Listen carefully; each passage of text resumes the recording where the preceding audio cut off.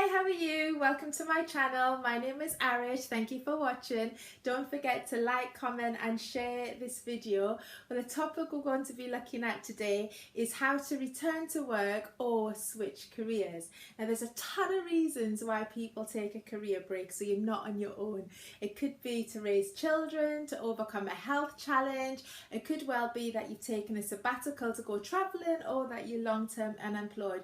Whatever the reason, I'm hoping these 4 or 5 tips will help make your transition back into work that bit easier. So number 1 is have a vision.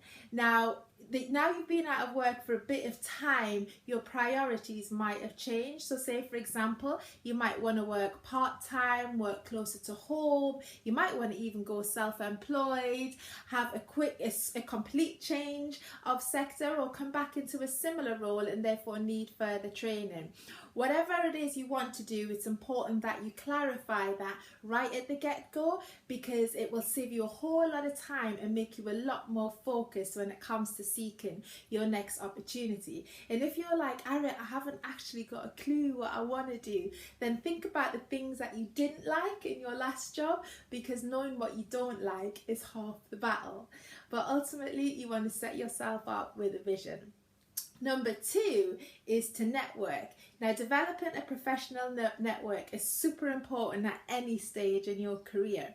So if you're already hooked up to industry events, that's great. I would also look to update or create a profile on LinkedIn. Now, for those of you who don't know, LinkedIn is it's the largest social networking site for professionals, and you can use it to win business, market your services, to connect with other people in your industry, and also to look for jobs. So get on there, make sure you're reconnecting with old colleagues, clients, and let them know about the kind of opportunities that you're looking for, and also join groups that are related to your area of interest and find out who the influencers are within those groups and start to follow them. But ultimately, the more you develop your professional network, the more people understand what you're looking for, the more you'll attract the opportunity that you want.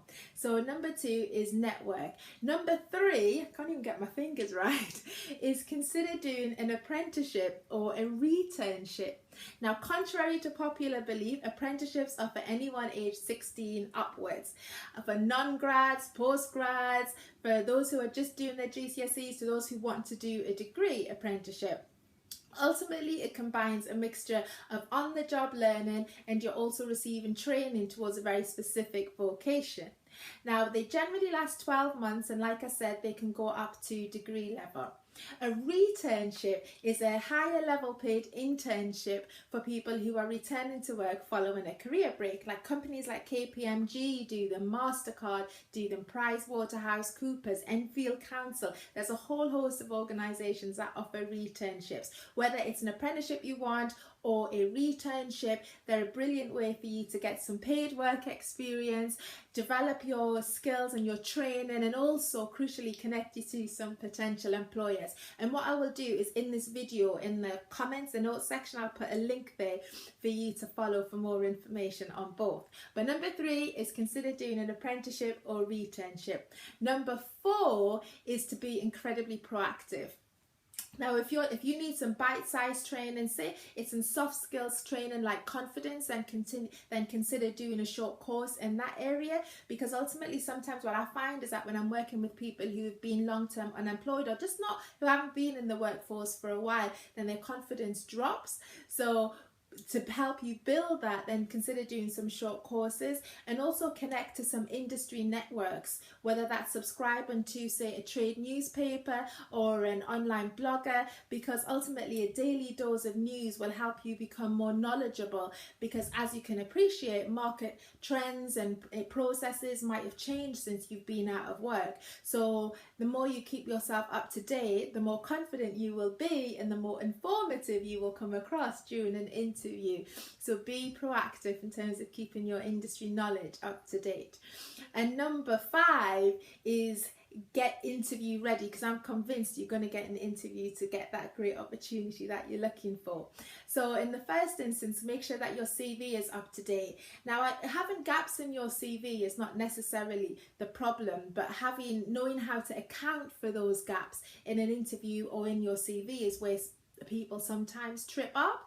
So like, say for example, you've been out of work and you've been, I don't know, raising children for the last 3 years, then don't be apologetic about that. So, and be like, oh, I've just been raising my kids. If you're asked about why there's a gap, then be super confident and say, well, for the past 2-3 years I've been raising a family, and during that time I have developed organisation skills, time management, excellent communication skills. I have a super flexible attitude, and all of this I think will work really well for the role in question. So essentially what you're doing is all about looking at how the skills you've developed during your career break will link to those offered by those sought rather by the employer. And but don't discount, I guess, those experiences that you've had whilst you've been out of work, because you have been still developing transferable skills. So get interview ready. I also click on the link below for details of another video that I produced